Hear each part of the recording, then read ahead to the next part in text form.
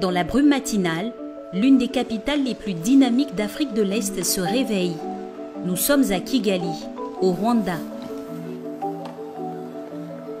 Dans l'hôtel de ce quartier résidentiel, des clients un peu particuliers. Ce sont des étudiants, logés ici par leur université pour une centaine de dollars par mois quand ils ne sont pas boursiers. Dans moins d'une heure, Daniel doit être sur le campus. Et tous les jours, c'est le même rituel.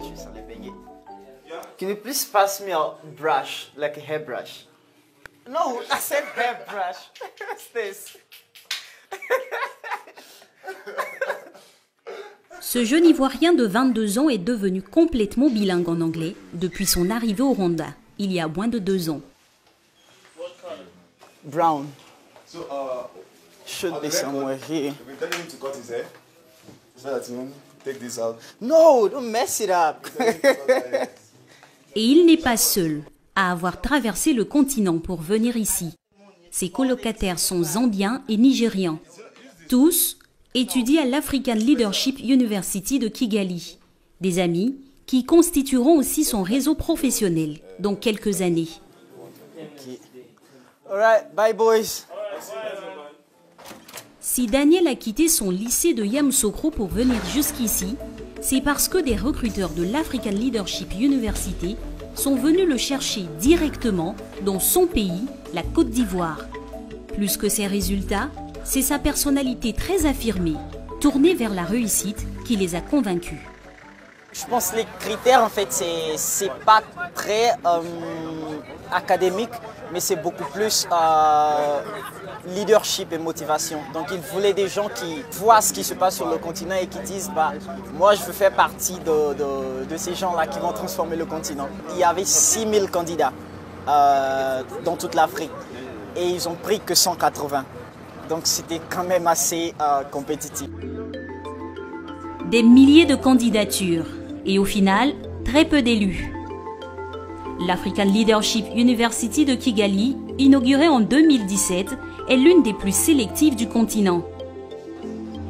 Objectif de cette nouvelle université africaine, former les élites de demain sur le continent et non plus en Amérique ou en Europe. Elle a été créée par un homme, Fred Swaniker. Cet entrepreneur ghanéen de 42 ans, diplômé de l'université de Stanford aux États-Unis et passionné d'éducation, n'en est pas à son coup d'essai. En 10 ans, il a ouvert un lycée en Afrique du Sud et 2 universités, à l'île Maurice, puis au Rwanda. Et il ne compte pas s'arrêter là. L'Afrique a le taux de croissance démographique le plus élevé au monde, mais aussi la population la plus pauvre. Et d'ici 2050, 1 milliard de personnes auront besoin d'un emploi sur le continent. Donc si on n'accélère pas l'économie, on est assis sur une bombe à retardement. Pour y arriver, il faut créer nos propres institutions. Et c'est pour cela que nous voulons construire 25 universités qui vont former cette nouvelle génération de dirigeants et d'entrepreneurs africains. 1 an et demi après son inauguration, l'African Leadership University compte 600 étudiants. Un établissement installé dans un lieu pour le moins étonnant, au 2e étage de ce centre commercial, en attendant de déménager dans un campus plus grand.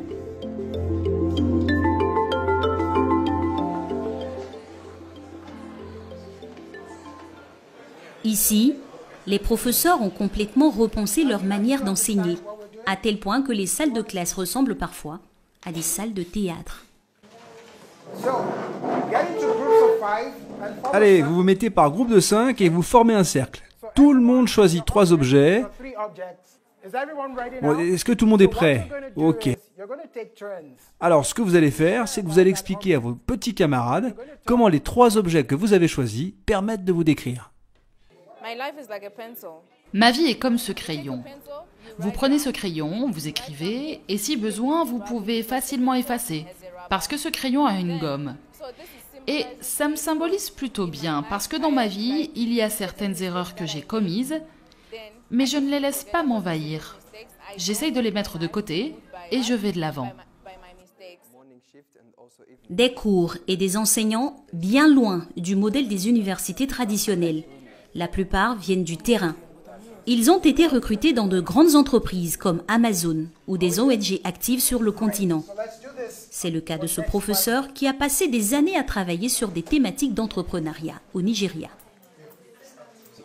On pense que la connaissance de soi est le point de départ du leadership. Les leaders qui se connaissent eux-mêmes savent leurs forces et leurs faiblesses et ils savent ce dont ils sont vraiment capables. Après ça, ils peuvent se remettre en question. Aujourd'hui, on a besoin de ce genre de leaders dans nos communautés en Afrique. Des gens qui connaissent le terrain et les problèmes qu'il faut résoudre. À quelques mètres de là, dans une autre salle, des étudiants de deuxième année présentent des projets de start-up face à des dirigeants d'entreprise venus jouer le rôle de potentiels investisseurs. Mesdames et messieurs, je suis fier de vous présenter pour la première fois le projet Magic Media. Magic Media, une imprimante intelligente qui s'adapte à tous les supports numériques et permet par exemple d'imprimer depuis son smartphone. Les étudiants ont 3 minutes pour convaincre leur auditoire, pas une de plus. C'était une bonne présentation, Bénédicte. Vous êtes confiant dans la manière dont vous emmenez votre idée et on s'est dit que ça doit marcher. Maintenant, j'aimerais comprendre comment vous comptez réaliser ce profit que vous annoncez. Ces professionnels en profitent aussi pour repérer les meilleurs éléments de l'université. Quand on voit des gens qui ont du potentiel, on a toujours envie de s'associer avec eux. S'ils ont un peu moins d'expérience que nous, c'est toujours enrichissant de pouvoir guider ces personnes et dénicher des talents pour les associer à votre entreprise. La pratique et l'expérience du terrain, plutôt que la théorie et les grands concepts académiques, c'est toute la philosophie de l'université, portée par son doyen. Tous nos bureaux sont en open space et notre modèle repose sur une structure très égalitaire. Donc les étudiants peuvent venir rencontrer les professeurs ou les autres employés de l'université s'ils en ont besoin. À ALU, l'espace a donc été pensé pour qu'il n'y ait pas de barrière entre les professeurs et les élèves. Et surtout, le programme est fait à partir des besoins réels du marché du travail africain. Avant d'ouvrir notre premier campus, on a sondé pas mal d'employeurs sur le continent. Et on leur a demandé quelles sont les qualités que vous attendez d'un étudiant diplômé. Et à partir de là, on a défini notre programme d'études basé sur le leadership. Devenir des leaders, tout un programme pour ces étudiants, sélectionnés parmi les meilleurs. Certains d'entre eux ont même refusé d'intégrer de prestigieuses universités à l'étranger. J'ai candidaté dans un certain nombre de facultés aux États-Unis, dont la NYU, l'Université de New York, et j'ai été admis partout. J'ai aussi obtenu des bourses pour aller étudier dans chacun de ces établissements. Mais au moment de choisir, j'ai décidé de venir à LU.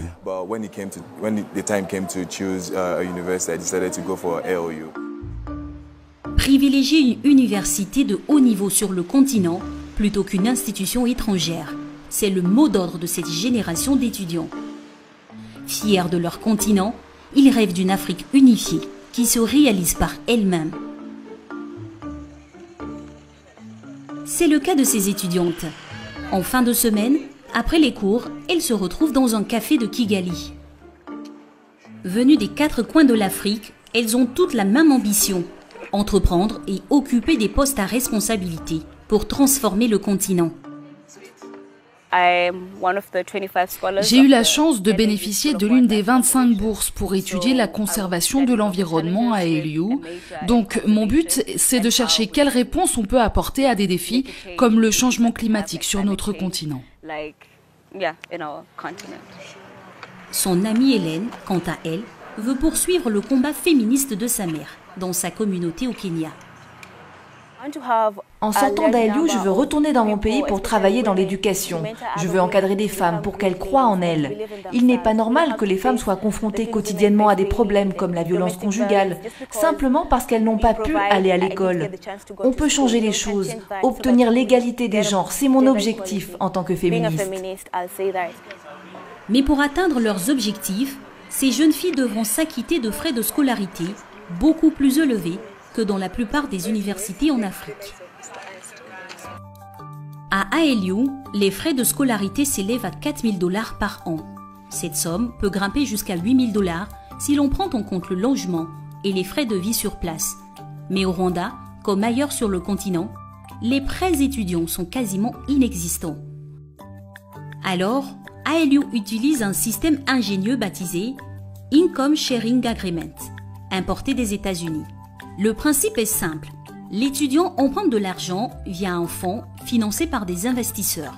Puis, une fois diplômé, il s'engage à reverser à ce fonds un certain pourcentage de son salaire pendant une période donnée. Pour en bénéficier, il suffit de signer un contrat avec l'université, comme Charline, une étudiante venue du Kenya qui n'aurait jamais pu étudier à ALU sans ce système de financement. Bonjour Christiane. Bonjour, comment vas-tu? Assieds-toi. Comment est-ce que je peux t'aider? Je voulais juste signer mon contrat et me renseigner sur les nouvelles conditions. Ok, alors allons-y. Tu sais que ton contrat, tu dois le re-signer tous les ans, donc le voilà pour cette année. Est-ce que tu as pris un stylo? Oui, j'en ai un. Ok, est-ce que tu as des questions au sujet de ce contrat? Prenons l'exemple de Charline. La jeune femme va percevoir 2 500 $ par an pendant 3 ans, soit en tout 7 500 $ pour l'ensemble de sa scolarité. Une fois diplômée, elle devra rembourser 15% de son salaire pendant 10 ans. Ce taux de remboursement varie selon la somme reçue par l'étudiant, mais le montant total du remboursement ne peut pas dépasser 3 fois la somme initialement prêtée, soit un maximum de 22 500 $ dans le cas de Charline. Pour résumer, plus les jeunes diplômés gagnent d'argent à la sortie de l'école, plus l'organisme prêteur en reçoit. Un système gagnant-gagnant, selon Charline. Je sais que tout le monde sauterait sur l'occasion pour obtenir une bourse étudiante plutôt qu'un contrat d'Income Sharing Agreement. Mais moi, j'ai le sentiment que ce contrat est une motivation supplémentaire pour être encore meilleur. Parce qu'au final, quand je vais reverser une part de mon salaire, ce ne sera pas seulement un remboursement de prêt, cela va permettre d'aider d'autres étudiants qui seront dans ma situation actuelle. À ALU, 60% des élèves ont souscrit à l'Income Sharing Agreement, un système vertueux pour cette responsable de la vie étudiante, car il mise sur la réussite financière des élèves et ne les fragilise pas en cas de coup dur. Avec un prêt bancaire classique, si vous n'êtes pas en mesure de rembourser, vos intérêts continuent de courir chaque mois et le montant final que vous devez rembourser ne cesse d'augmenter. Avec le contrat d'Income Sharing Agreement, si vous ne travaillez pas ou si vous tombez malade, les paiements sont mis en pause. Donc c'est ça la principale différence. Avec ces aides au financement, ALU veut être accessible à tous les étudiants, quel que soit leur milieu social. Mais ce n'est pas tout. L'université veut aussi aider les élèves à développer leurs projets d'entreprise parallèlement à leurs études. Et ils sont nombreux à se lancer, comme Charles Kwarteng. Chaque jour, après les cours, ce jeune Ghanéen de 23 ans enfile sa casquette d'entrepreneur pour se rendre à quelques kilomètres de l'université.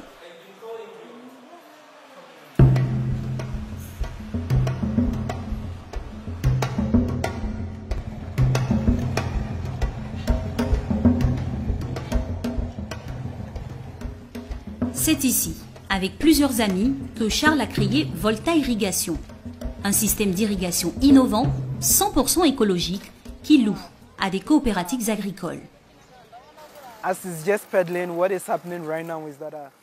Pendant qu'il est en train de pédaler, vous voyez ce qui se passe. C'est comme sur un vélo. On a installé un système de dynamo qui permet de charger cette batterie, qui a une très grande capacité et qui permet d'actionner une pompe située dans l'eau. L'eau puisée par la pompe est ensuite transportée grâce à un tuyau d'irrigation jusqu'à l'arroseur situé un peu plus loin. Une idée simple, efficace, qui a changé la vie des fermiers locaux.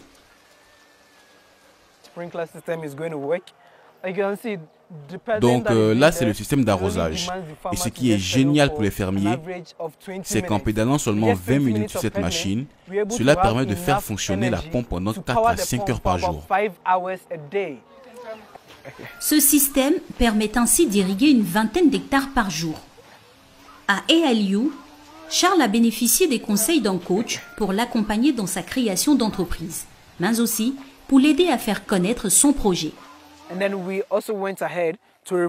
Nous avons eu la chance de représenter ALU Rwanda dans une compétition d'innovation en Angleterre. Nous en sommes revenus mi-septembre. Pendant cette compétition, nous avons affronté d'autres écoles comme Oxford, Harvard et Princeton, ou l'Université de Pennsylvanie, beaucoup d'universités prestigieuses.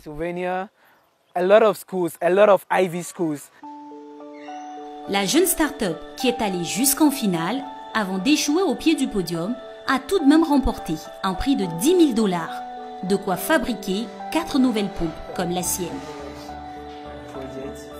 À l'image de Charles, l'étudiant ghanéen, ou de Daniel, l'étudiant ivoirien, les fondateurs d'ALU rêvent de former 3 millions de jeunes champions africains d'ici 2050.